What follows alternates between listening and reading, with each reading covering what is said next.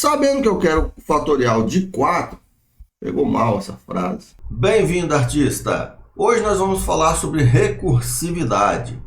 Nós conseguimos fazer um método que chama ele mesmo, e a gente chama isso de métodos recursivos.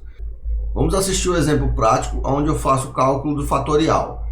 O cálculo do fatorial nada mais é do que a gente pegar um número e multiplicar pelo seu antecessor, até que se chegue a 1. Por exemplo, se eu quiser o fatorial do número 2, eu vou fazer 2 vezes 1. Se eu quiser o fatorial do número 3, eu vou fazer 3 vezes 2 vezes 1. E assim por diante. Então imagina que eu quero fazer um método recursivo para calcular esse fatorial para mim. Tem como? Tem. Eu vou mostrar no exemplo agora. Assim que você assistir o exemplo, a gente volta aqui que eu vou passar um dever de casa para vocês tentar fazer um método recursivo também. Vamos lá assistir o vídeo. Então vamos fazer assim, ó. Vamos pedir ao usuário, digite um número para calcularmos o fatorial. E aí escaneamos esse número. E aí a gente vem aqui e cria uma outra variável, vou colocar aqui, ó, fatorial, que vai receber esse valor. Então fatorial vai receber um método que eu vou chamar calcule o fatorial. E vou passar para lá, para esse parâmetro, quantas vezes a pessoa quer calcular. Então vamos implementar o método que retorna um número inteiro, chamado calcule o fatorial, recebe aqui, vou botar n, e aí ele vai retornar o cálculo que a gente vai fazer aqui. Vamos imaginar que o fatorial que eu vou passar, que eu vou digitar aqui, é o número 5. Se ele me pede fatorial de 5, nada mais é do que eu pegar o fatorial de 4 e multiplicar por 5. E se for 1, já está pronto, né? O fatorial de 1 é 1. Então, a primeira coisa que eu vou fazer é verificar se o n é menor ou igual a 1. Porque se for, vou retornar aqui, ó, 1. E o fatorial de 1 é 1. Agora, se não for, eu vou ter que calcular o fatorial desse número aí. Então, imagina que chegou 5. Eu tenho que calcular o fatorial de 4 e multiplicar por 5. Então, chegou aqui n, por exemplo, que corresponde a 5. Eu peço para mim mesmo aqui, para esse mesmo método, calcular o fatorial de 4 e multiplicar por 5, que é o n, né? Então, eu vou fazer assim, ó, calcula o fatorial de quem? De n menos 1, ou seja, calcula o fatorial de 4 aí para mim, e aí você multiplica por n e retorna isso daqui. Então, eu vou retornar isso daqui. Para quem eu vou retornar isso daqui?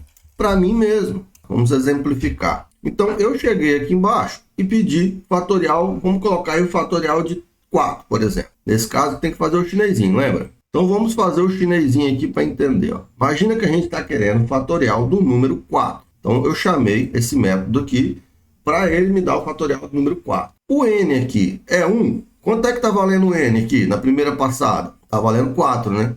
Então, vamos fazer aqui, ó, passada. Então, na primeira passada, o n é 4. E o retorno aqui não vai ser 1, porque o fatorial de 4 não é 1. Então, ele não entra nessa parte do código e ele entra no else. Então, eu peço para calcular o fatorial de 3, porque aqui n menos 1 vai dar 3. E eu multiplico isso por n, que é 4. Só que aí, quando eu chego aqui, volta aqui em cima. Só que agora o n é 3. Então, esse n aqui, que é 4, na primeira passada, ele vai ser multiplicado por essa nova passada que vai dar aqui dentro, calculando o fatorial de 3 agora. Então, vai calcular o fatorial de 3, porque não vai entrar aqui, vai acontecer o mesmo. Ó, ele vai falar assim, ó, me dá o fatorial de n menos 1. n menos 1 vai dar 2. Então, ele está chamando esse método aqui novamente, que é ele mesmo, passando 2. Então, o n aqui chegou em 2. E depois disso, o que acontece? Bem, ele vai passar essa última vez, essa penúltima vez, digamos assim, chamando ele mesmo. Agora que ele é 2, ele vai chamar o cálculo do fatorial de 1. Então, vai chamar aqui o cálculo do fatorial de 1. E até agora nada multiplicou com nada, hein? E aí, quando chegar aqui, porque esse retorno aqui está esperando. Até agora não aconteceu nada, não retornou nenhuma vez aqui. Ele está esperando esses cálculos ser feitos para retornar. Então, ele entrou aqui de novo, o n é 1, então ele retornou 1. Aí, beleza. Tem uma pilha aqui de chamada. Esse método já foi chamado 4 vezes. E aí, o que vai acontecer? Retornou 1 aqui. Aí, a outra chamada falou assim, olha, lembra que você pediu para me calcular aqui o fatorial de 1? É 1. Beleza. multiplica aqui por 2. Por que por 2? Porque quem chamou isso daqui passou N2. Então, lá no processamento, tem esse mesmo método sendo executado 4 vezes. Ele está guardando ele mesmo. E aí ele vai multiplicar aqui por 2 e vai devolver o fatorial de 2, que vai ser multiplicado pelo fatorial de 3, que multiplicado pelo fatorial de 4, até a primeira chamada ter recebido o fatorial de 3, que multiplicou por 4 e acabou a história aí.